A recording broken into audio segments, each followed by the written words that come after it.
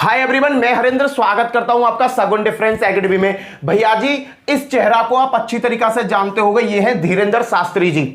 धीरेंद्र शास्त्री जी अखबार की सुर्खियां बने रहते हैं। इसके पीछे रीजन पता है क्या है? इसके पीछे रीजन है कि ये हमेशा हिंदू राष्ट्र की बात करते हैं, हिंदुओं के प्रति बात करते हैं और जो सोए हुए हिंदू हैं ना, उन्हें जगाने की बात करते हैं। तो इस मामले की वजह से ये आए दिन न्यूज में छाए रहते हैं। पर इस बार तो एक नई घटना सामने आई है कि इस व्यक्ति की वजह से मध्य प्रदेश के हाई कोर्ट में भी एक बवंडर खड़ा हो गया। वो बवंडर है क्या, उस पर मैं विस्तार से आपको जानकारी देने वाला हूं। उससे पहले जो भी भाई मेरे चैनल पर नया है, मेरे चैनल को सब्सक्राइब कर लेना, वीडियो को पूरी देखना, आपको पूरा मामला समझ में आ जाएगा। और वीडियो जब आपको अच्छी लगे तो वीडियो को ज्यादा से ज्यादा शेयर जरूर करना। मामला क्या है भाई साहब, अभी इनको ना मध्य प्रदेश के एक जिला है, जिले का नाम है बालाघाट। बालाघाट में क्या करना था, एक राम कथा का प्रोग्राम था। और आपको भी पता है, जहां धीरेंद्र शास्त्री जी पहुंचते हैं वहां पर जो भीड़ है ना, वो बहुत बड़ी मात्रा में एकत्रित हो जाती है। तो उनके लिए एक फील्ड घोषित कर दिया कि इस फील्ड में ये कथा होनी है। पर वहां के कुछ लोगों ने इनके खिलाफ हाई कोर्ट में याचिका डाल दी कि भैया, कहने का मतलब इनकी राम कथा का बहिष्कार कर दिया। देखो, अखबार की न्यूज है भैया, धीरेंद्र शास्त्री जी के बनवासी कथा मतलब राम कथा कार्यक्रम का आदिवासी समाज ने किया बहिष्कार। यहां पर देखिए 23 और 24 मई को होना था यह प्रोग्राम। तो इन्होंने क्या किया, जो आदिवासी समाज के लोग हैं, इन्होंने कलेक्टर ऑफिस के सामने भैया मोर्चा निकाला, कलेक्टर साहब को भी परेशान किया और इन्होंने याचिका डाल दी आपके मध्य प्रदेश हाई कोर्ट में।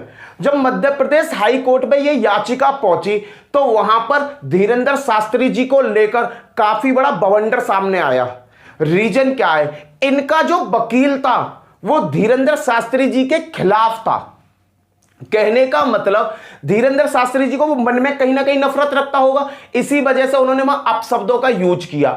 कहने का मतलब घटना क्या घटी, घटना देखना। जब धीरेंद्र शास्त्री जी का केस वहां हाई कोर्ट में पहुंचा तो ये वकील साहब हैं, इन वकील साहब ने इतना बड़ा वहां प्रोग्राम कर दिया कि वहां के जज साहब ने यह तक बोल दिया कि अपने कायदा प्लस कानून में रहकर बात करो, अन्यथा जेल करा दूंगा। और यह बात सही है, अगर तुम रूल का पालन नहीं करते, कोर्ट के नियम प्लस कायदा प्लस कानून का पालन नहीं करते हो, तो वहां जो जज साहब होते हैं, चाहे वो वकील हो चाहे कुछ भी हो, उसको ना सीधे से सीधे जेल भेज सकते हैं, इतनी पावर रखते हैं जज साहब। देखो मामला क्या हुआ भाई, देखो ये जो व्यक्ति है ये वकील साहब है। वकील साहब ने ये याचिका जो वहां के आदिवासी समाज ने डाली थी उसके पक्ष में थे। इन्होंने उस याचिका को जज साहब के सामने पढ़ना चालू किया। तो जब पढ़ना चालू किया तो इन वकील साहब ने कुछ ऐसे वर्ड यूज कर लिए जो जज साहब के खिलाफ थे। कहने का मतलब कोर्ट में ऊंची आवाज में बात करना, कुछ ऐसे शब्दों का वहां प्रयोग करना जो कोर्ट में बिल्कुल बंद है। ऊंची आवाज, आप जज के सामने ऊंची आवाज में बात नहीं कर सकते, कुछ भी ऐसी चीज नहीं बोल सकते जो जज साहब को बुरी लगे। इन्होंने भैया भरमार के तो वो शब्द बोल दिए और भरमार के ऐसी ऐसी बातें बोल दी कि वहां पर जो जज साहब है, जज साहब ने लास्ट में ये बोल दिया कि कोर्ट के नियमों का पालनों का आप उल्लंघन कर रहे हो और ऐसी आवाज में और इस लैंग्वेज में आप बात कर रहे हो, इसमें के कारण ना मैं तुम्हें जेल भेज सकता हूं। ये चीजें हो गई। रीजन क्या था, देखो ये इस लैंग्वेज में बोले क्यों, इसके पीछे भी एक रीजन था इनका बोलने का, वकील साहब के बोलने का। देखो भाई, इस तरह की जो केस है ना, ये एक केस नहीं है, इससे पहले भी इनके प्रोग्राम को लेकर, धीरेंद्र शास्त्री जी के प्रोग्राम को लेकर एक याचिका पहले भी आ चुकी है, पर वो याचिका कर दी खारिज किसने कर दी, जज साहब ने।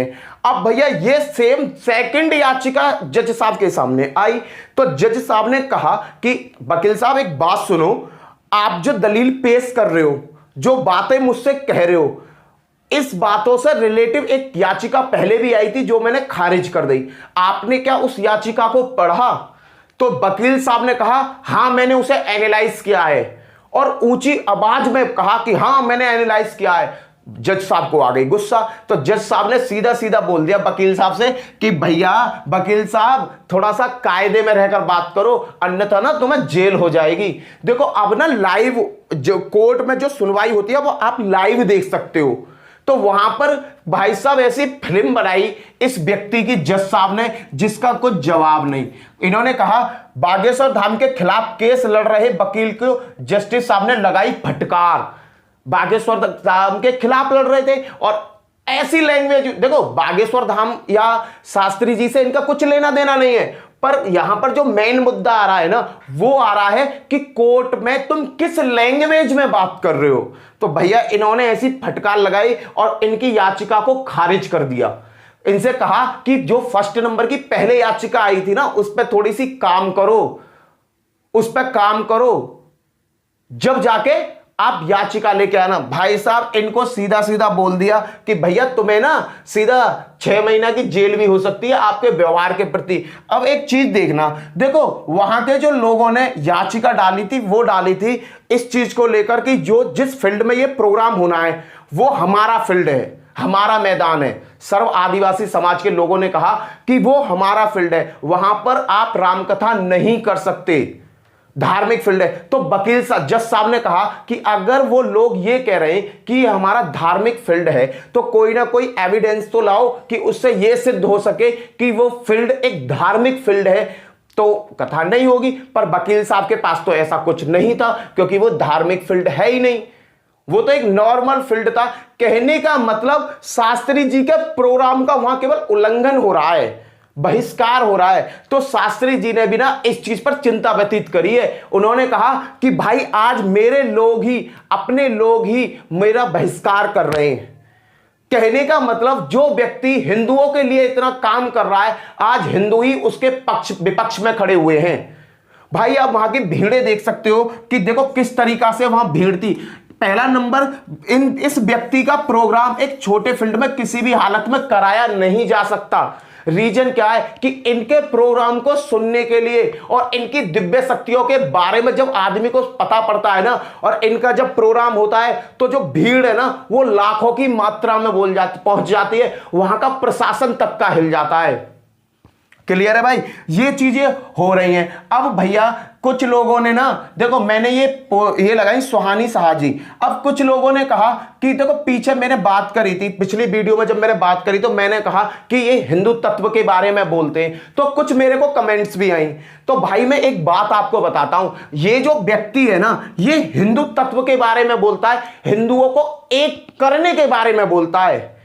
इसने कभी भी जातिवाद की बात नहीं करी।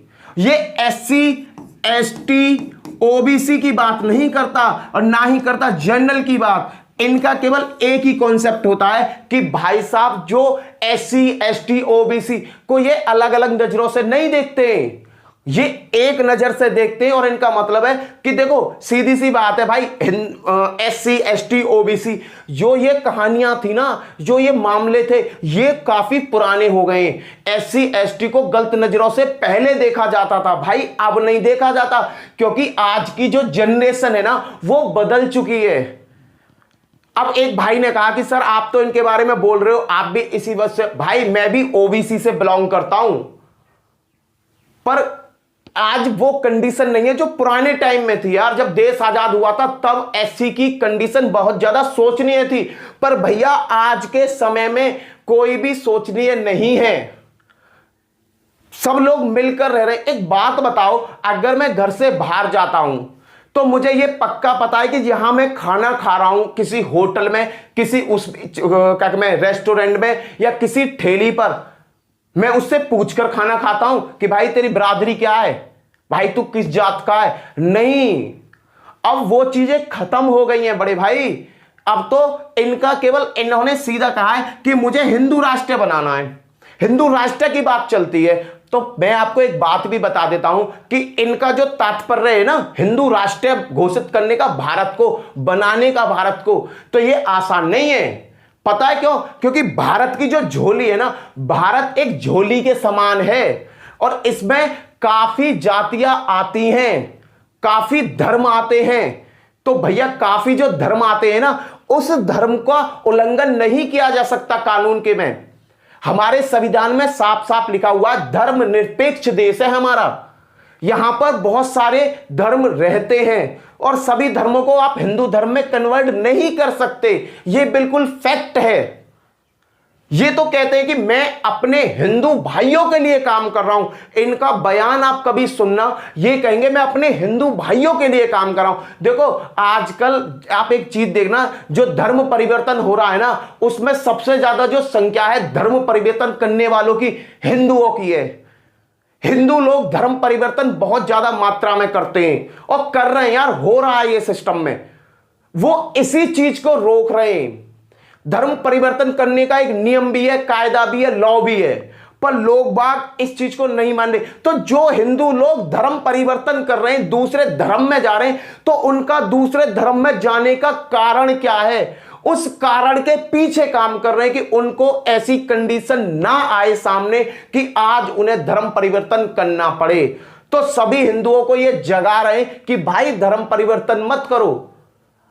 भारत में देखो कुछ बातें होती हैं जादू टोने की। मैंने पिछली वीडियो में भी बताया, जादू टोना की अगर बात करोगे ना, एक मैजिशियन मैजिक दिखाता है तो उसके काम को आप बताते हो कला।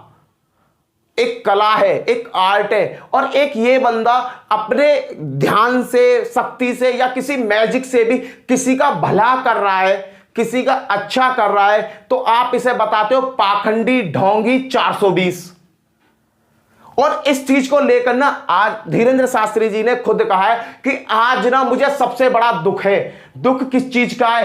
कि हिंदू समाज के लोग ही मुझे आज हिंदुओं के प्रति बोलने के लिए रोक रहे हैं। बालाघाट में जो सर्व आदिवासी समाज है ना, वो हिंदू समाज की संख्या उसमें ज्यादा है। आज वो लोग इनके खिलाफ हैं। भाई कोई अदर क्या मैं बिरादरी होती, जैसे मुसलमान इनका विरोध करते तो वो एक बात होती कि भाई मोमडन्स लोग इनका विरोध कर रहे हैं, ईसाई इनका विरोध कर रहे हैं, सिख इनका विरोध कर रहे हैं। पर नहीं, आज जो विरोध हो रहा है ना इस व्यक्ति का, वो कर रहे हैं अपने ही लोग। हिंदुओं का विरोध कर रहे हैं। भाई आपने केरल स्टोरी के ऊपर मैंने वीडियो नहीं बनाई, केरल स्टोरी में आप जरा केरल स्टोरी देखना, मूवी देखना। वहां पर धर्म परिवर्तन के नाम पर लड़कियों के साथ क्या क्या हुआ। उन्होंने धर्म परिवर्तन कर दिया दूसरे धर्म में, केरल स्टोरी में मुसलमान धर्म अपनवा दिया। और आज उन लड़कियों की दशा क्या है? कुछ लड़कियों ने बयान तक का दिया है कि हमने धर्म परिवर्तन किया और आज मेरे साथ क्या हो रहा है। आप पेपर उठा के देख लो। मैंने कल का पेपर देखा था, उसमें एक लड़की प्यार करती थी एक मुसलमान लड़के से, तो भैया मोमडन उस लड़के ने उस लड़की पर प्रेशर करा कि तुम मुझसे शादी, देखो शादी की बात आई, शादी कर लो। शादी करने की बात है, लड़की प्यार में अंधी थी, उसने कहा कि मैं तुमसे शादी कर लूंगी। तो लड़का ने कहा कि तुम्हें धर्म परिवर्तन करना होगा। और जब उस लड़की ने एक मूवी देखी था केरल स्टोरी, तो उस लड़की ने खुद कल के न्यूज़पेपर में, तारीख के पेपर में खुद बयान दिया था कि भाई साहब मैंने उस लड़के से रिलेशन ही तोड़ दिया। धर्म परिवर्तन एक बहुत बड़ी चीज होती है। और देखो अब मैंने भी बताया ना, सबसे ज्यादा जो धर्म परिवर्तन होता है वो होता है हिंदुओं से किसी और बिरादरी में और जाति में। तो वो कंडीशन हो क्यों रही है? तो धीरेंद्र शास्त्री जी यही कहते हैं कि भैया धर्म परिवर्तन को मत रोको, मत करो। जो चीजें हैं, हिंदू हो खुलकर बोलो मैं हिंदू हूं, हिंदू हूं। भाई हिंदू संगठन की बातें करते और किसी की बात नहीं करते। अब मैजिशियन की देखो, ये जो सुहानी शाह है, इन्होंने कहा कि ये एक कला है, इनका एक ट्रिक है, ये एक कला है। मैं मानता हूं कि ये कला है, पर भाई ये जो कला दिखा रहे हैं ना, उस कला से ना लोगों का भला भी हो रहा है। मैंने कहा आधी बीमारी आपकी कट जाएगी जब आप किसी बढ़िया डॉक्टर के पास पहुंच जाओगे। आप बीमार हो, आपने सुना कि यार वो डॉक्टर इस बीमारी का बढ़िया इलाज करता है, आप उसके पास गए, आपकी 50% बीमारी खत्म।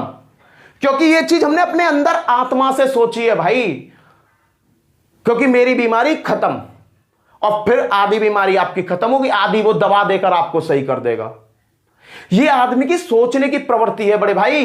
होता क्या है कि देखो कुछ लोग इनके पास जाते हैं, अर्जी लगाते हैं, अपनी अर्जी का सॉल्यूशन पाते हैं।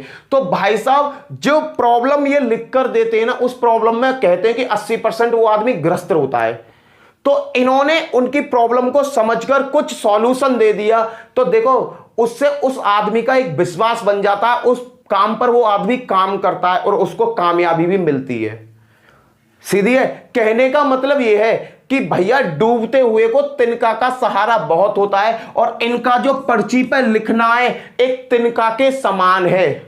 देखो पर्ची जाने मैं तो जाऊंगा नहीं, आप भी नहीं जाओगे, क्योंकि आपको कोई प्रॉब्लम नहीं, आपका सब कुछ बढ़िया चल रहा है, आप पढ़ रहे हो, लिख रहे हो, सब चीजें सही चल रही हैं, आपको लग रहा है कि सब चीज सही चल रही है, तो आप तो जाओगे ना इनके पास की पर्ची लिख रहा हूं जी, मेरी पर्ची का सॉल्यूशन बता दो, नहीं कहोगे।